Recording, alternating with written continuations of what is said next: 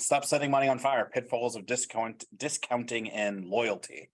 So for those who do not know Happy Cabbage or who I am, just really quick overview. So Happy Cabbage Analytics, we're a retail optimization platform. What we do is we integrate in with the awesome information inside the cannabis point of sale system and help turn that into automated actions retailers can take to make more money, whether that's market or stock better inventory or sell this consumer product or give them easy ways to understand their data. And I'm the CEO. I'm Andrew, I'm CEO. One of the people who coded the thing. Before doing Happy Cabbage, I was a data scientist at One Medical and Salesforce. And so just spend a lot of time in data, looking at how people are doing things and sort of measuring what's going on. And that's a little bit about what I'm going to talk about today, is very specifically looking at how discounting is performing and the ways people are doing it. Specifically focused on California, but I will talk a little bit about how the problem is likely pervasive in maturing markets. So what I'm going to call this is the $700 million problem, right? But to start with, I want to make sure we're on the same page about we know what we're talking about when I say a discount. And so when I'm talking about a discount, I'm talking very specifically about a retail discount. It is subtracted from the total retail value of the sale, reducing total revenue, which means that if we quote, hey, this company made $1 billion in revenue last year, but they gave away 30% in discounts, right? They really made 1.3 billion, took it down to 1 billion, right? And that's an important thing to note because sometimes discounts get lost because they're just removed from the top line. They come in multiple different forms. Rewards programs, holiday sales, discount groups, brand-based promotions are some of the most common. I'll talk about that in a second. And also, it is a nuance to understand that a lot of times when we talk about discounts, retailers are thinking about when a brand will give them a discount on an invoice to run a discount, right? So effectively, the brand says, hey, run this discount, we'll split it 50-50. The brand pays for part of that discount to offset the retailer's loss. That shows up as actually a reduction of cost of goods sold, right? And that's really common, and I'll talk a little bit about what's happening with that. And then finally, just to define a few terms there, when we talk about gross sales, we're talking about list price minus discount plus tax is the total amount of money that you collected at the end of a sale. Net sales is that without the tax. And then when I'm talking about discount, what I'm talking about is the discount as a percentage of the original listed price. And that also matters more, and I'll talk about that in a second. So overall, what are we seeing? People have been talking about this. Discount has been steadily increasing, and it is increasing fast. In California, looking at just like the dispensary set that we work with, we're seeing an average store go from 8% total discount in Q1 of 2020 to about 14% last quarter, 27% year-over-year growth rate in discount rate, Q4 to Q4, 21 to 22. If you just go to the DCC website and you pull from the website gross cannabis commercial sales and apply that there, what you get is approximately $700 million of discounts were given to consumers in the state of California last year, right? We'll probably surpass $1 billion this year. So it's a big problem. And it's not just the California thing, right? This is the only slide I'll show any information about a market that isn't California, so don't ask me afterwards. I'm just kidding. But looking at the samples, we have Oklahoma averaging 22% last quarter, Illinois 20, Michigan 20, Maine and Massachusetts, limited supply, more demand, not a high rate yet. We'll talk about that in a bit, but it's definitely something that we're seeing as markets mature overall. You didn't put Florida in there. Oh, I don't have any Florida today. Yeah, big number. Yeah. Also, just describing a little bit about discounts by order modality. So in general, online order sources do have higher net discounts at the end of the day, where online pickups we're observing the highest, walk-ins the lowest. I will note there is no statistically significant difference in these averages. So yes, technically online has a slightly higher discount rate, but it's not really probably that measurably different than the amount of discounts people are getting on walk-ins.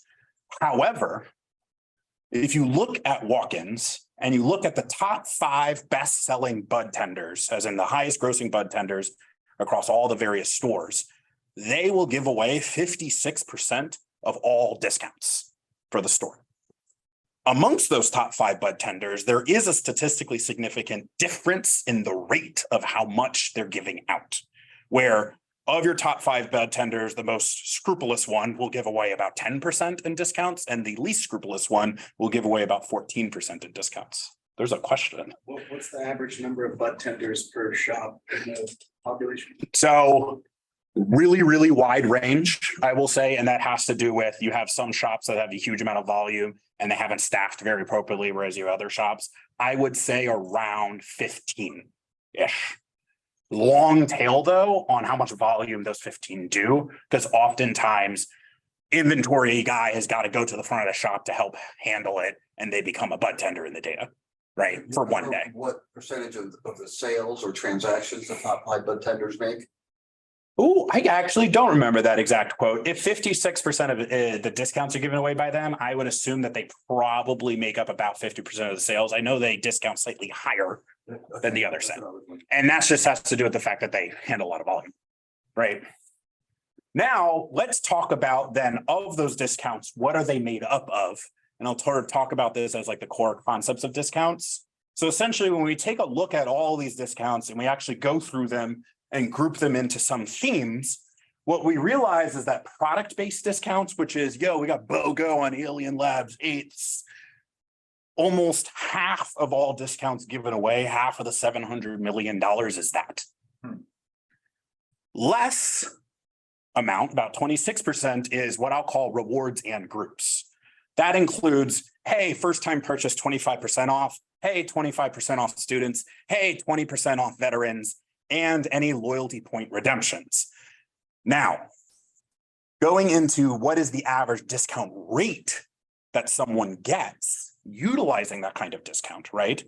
So not just, hey, how many were given out across, but on average, what is the consumer getting when they leverage that discount?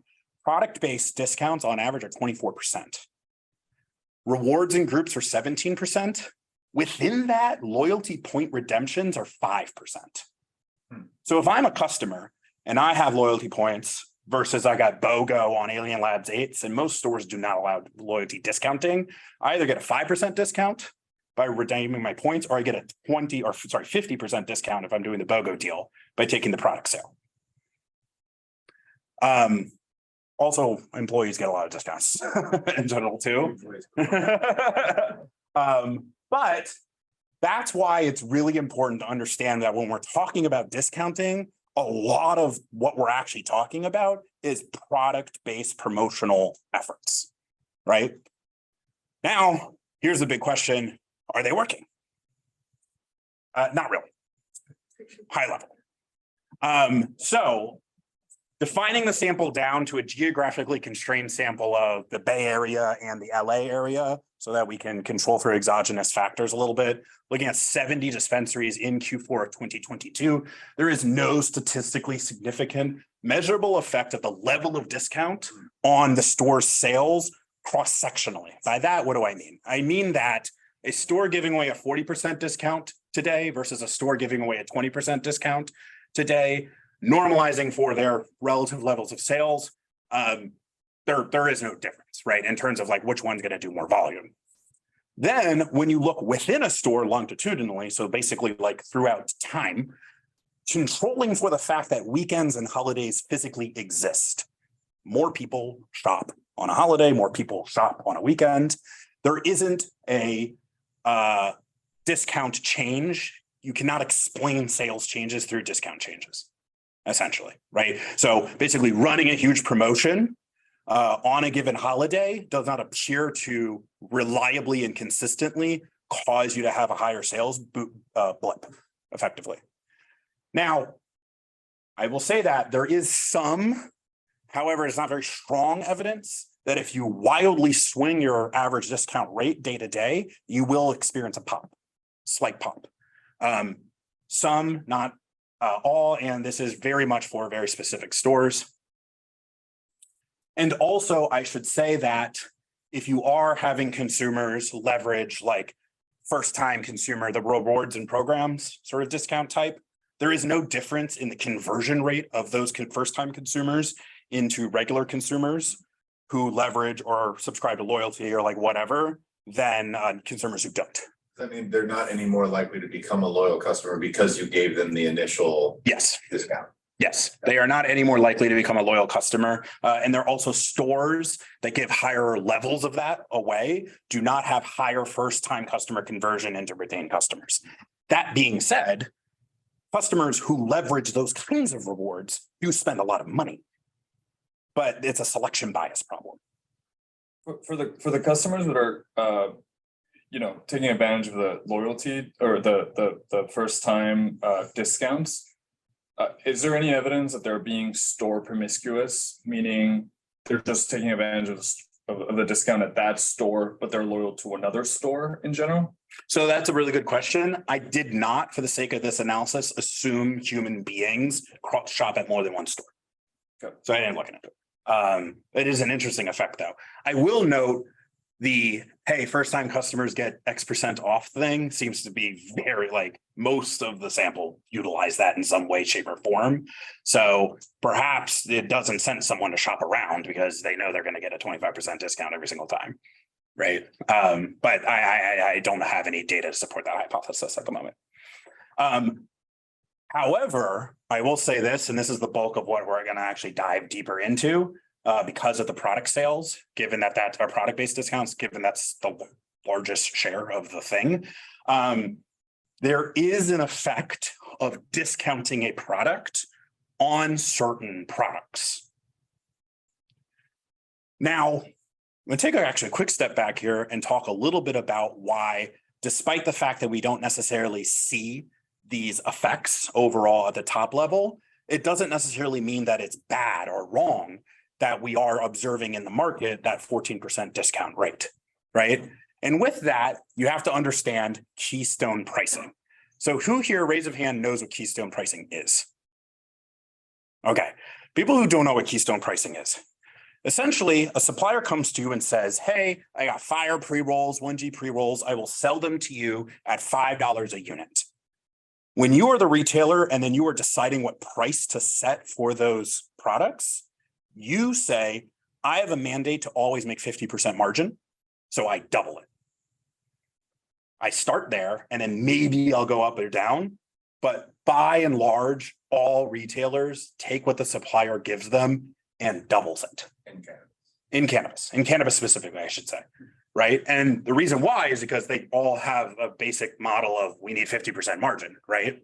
But it effectively means the supplier sets the price. Not the retailer, the supplier sets the price for given products. And let's assume, for example, we open up into a world in which they did that correctly the first time, right? I'm not saying they did, but let's assume that they did that correctly. We wouldn't have a problem. We'd be able to sell everything at full price. Everything's great. But then let's say, for example, like a global pandemic causes a whole lot of people to smoke a bunch of weed. A lot of people then give away more cultivation licenses, more manufacturers stood up. I build a massive grow facility in Coachella Valley, and all of a sudden I have more weed in the market, right? But because the supplier is the one setting the price should be going down, but it's not, because that supplier is not going to all of a sudden give a 50% discount off to all their retailers just because they have twice the amount of supply, right? Because they have twice the amount of supply because they believe they will get rid of the demand that other people have, right? Or that they'll cannibalize their competitors' shares. And so what ends up happening is a massive amount of deadweight loss ends up being created. We have more supply. Retailers are bringing this in. It's sitting around on the shelves, and the supplier hasn't changed the price, and the retailer is not going to change the price out the gate, right? Because they don't want to lose on the margin. But over time, the retailer has to eventually do something about this inventory. And that's when they go clearance sale, 30% off all flour, right? Like BOGO eighths. Right? And if the retailer is really good at their job, they guess the price that will actually make that inventory liquidate appropriately, as in they guess the new market price correctly. They rarely do that, right? So effectively, what ends up happening is there's this massive guessing game going on where I have 20% off pre-rolls. I have BOGO on this. I got, all flour, today is you buy $50, you get, $100 more flour, whatever it is. Now, the good news here is that by them doing this, we actually have a really rich data set on consumer demand at the store level for the products. And with that, what we can actually do is come up with, hey, is this appropriately priced? Because you've been playing with the price a lot through a lot of different discounts that you've been giving away. And with that, what we have discovered is when they do lower the price and the quantity of that brand does go up, then that brand is discount sensitive for those consumers at that store, right? However, when they do it and the brand sales don't go up, then that brand is not discount sensitive for the consumers at their store. And what we have discovered with this is around 50% of all brands at these stores are over discounted because of this.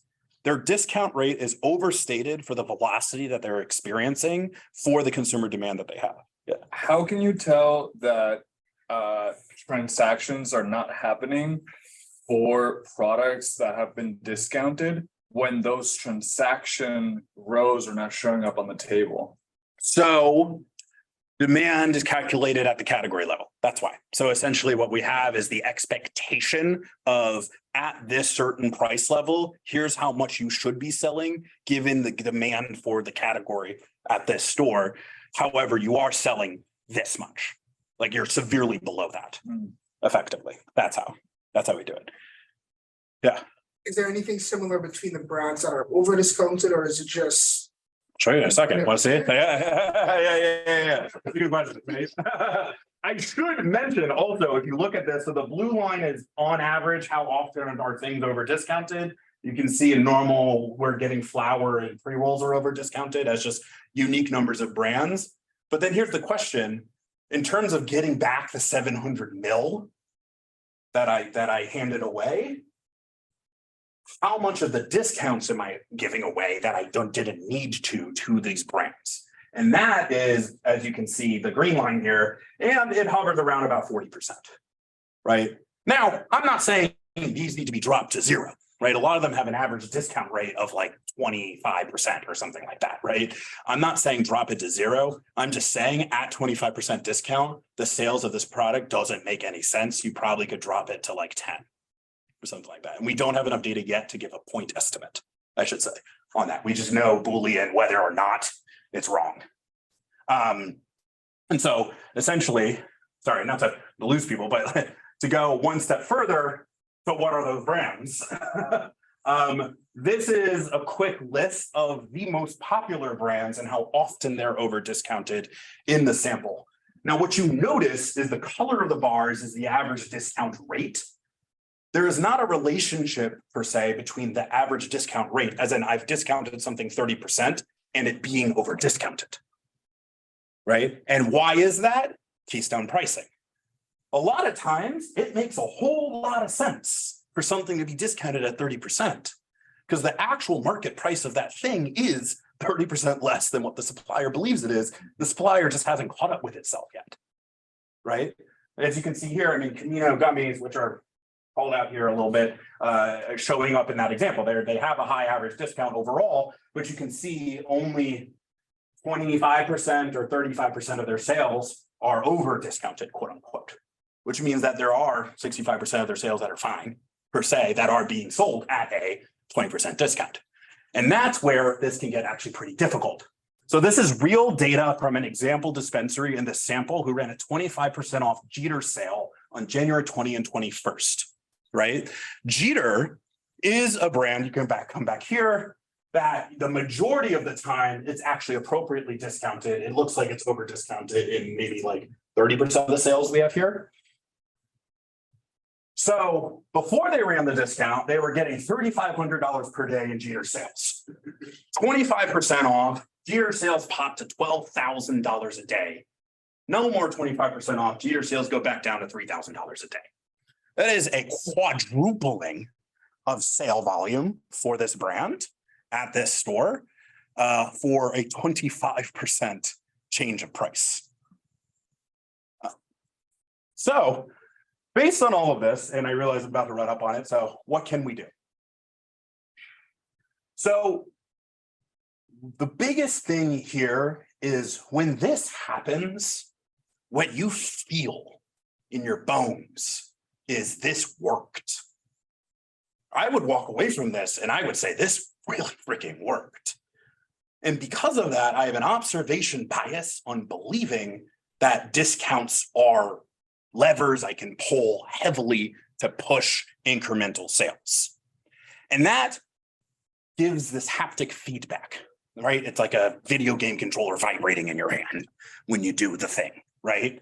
And unfortunately, what stores really need to do is create procedures and policies that remove that observation bias. As in, don't simply do yet another discount at that level because you believe I did it for Jeter and it worked. You have data, plenty of data to be able to show you, like I said, very easily, was it working or was it not? Set a procedure, set a policy. When your buyer is on the phone and the brand says, yo, I'll cover a BOGO discount, but you have data to show that your customers are not going to be sensitive to the discount for that brand, don't do it. All you're doing is throwing your own money away. You're setting it on fire, right? Furthermore, education trumps promotion. Why is Jeter so discount sensitive in that instance? It's because they have a very flashy and great, and don't get me wrong, I'm a big Jeter fan, great brand, right? Why are there those bud tenders of your top selling that have such a wide range of how much discounts that they're giving out? Well, it's because you haven't necessarily maybe told them, hey, check your average discount rate for the month and don't go below X% or don't go above X%, right? Simple little tactical things like this can help massively alleviate and bring dollars back in from that $700 million problem into the industry. So yeah, that's it. I'm 1 minute over. Time for questions. Jeremy. If I'm a retailer, how do I get this data? Do I hire you? Take action. It's right there. Yeah. So yes, we do have a module in one of our platforms that will tell you this. If you look up a brand, it'll just flag to you, hey, don't discount this brand more or this discount is over. In absence of having a platform, not to make it a sales conversation, this is also a screenshot from one of our tools, I will say, but you can normally find this information really easily. This is the simplest thing. If you're about to make a new discount, I would, as the buyer, just get a list of all the ones the brands are asking you to run and just quickly check last 30 days when you did discount it, the last time you did it, what was the uplift you got, and just mark that down. And I would then only pick the ones that actually were the most sensitive by literally just on a spreadsheet, marking it down, maybe a 30-minute process there. You can eliminate tons of potential loss that you could be making. The concept is that there's an elasticity, and at some point that elasticity, the demand becomes inelastic at a certain discount. And so how does one say, okay, well, maybe the 15% would have done just the same, or maybe the 15% would have done 3.5x. Yeah. That's better than a 4x at 25, whatever. Yeah. How do you kind of arrive at that more point estimate for a brand? Yeah. So the way Uber does it is they have a massive algorithm that fires off all these push notifications at various different pricing levels, testing millions of people all the time to identify the appropriate price for your Uber at that moment. How a retailer should do it is understand they probably won't get to that point estimate, right? Get that many data sets. You're not the work, yes, you can. You have so many things to do in a day. The brand has already kind of set the discount amount normally. The brand said, I have approval to cover half if you do 25%. The brand comes to them with that. That's where it is. It's not on that weekend, 10 other stores did 25% off Jeter, right? Within that constraint, right, I would just advise knowing, did it do something last time or not, and not get too hung up on the point estimate question, because there's so much you can get just there. Once you're there, you are correct. Then you can start testing different levels, right? But where we're at right now is that most retailers are barely at the level of like understanding that this is even going on. You know what I mean? Yeah. Are you effectively saying to just throw Keystone pricing into the trash can? I do not believe that we are, as an industry, organizationally set up to be able to throw Keystone pricing into the trash In can. other words, we can't dynamically price. We cannot dynamically price, and the fear of not pricing something for a guaranteed 50% margin on resale is significantly more salient than the potential opportunity of how much dollars you could possibly get, I think. If you are a retailer who understands pricing theory and you can have the ability to have these things kind of set up, 100% throw Keystone pricing out the door, right? But the lever you currently have that works with your current processes is determining whether or not to approve brand-based discounts. One question. So considering that considering that we have an oversupply currently, and my hope is that there would be a correction on that. But in the interim, is there anything that the retailer can do to basically fight back this notion of Keystone pricing, to basically get suppliers to understand that, yo, this is no longer X, this is X minus Y? Yeah.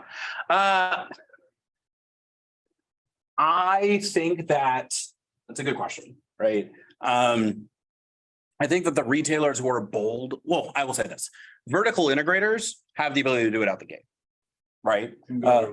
Yeah, no matter what, which by the way, it turns out a lot of vertical integrators also do Keystone pricing internally, right? So that's like a huge opportunity where you can just immediately give that feedback and they're not necessarily going to like try to push the volume. They'll try to start at 2.2.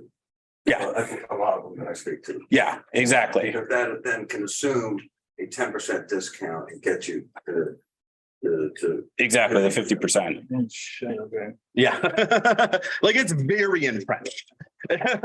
I would say, and it makes sense. It is simple. It is a simple, easy like concept to do.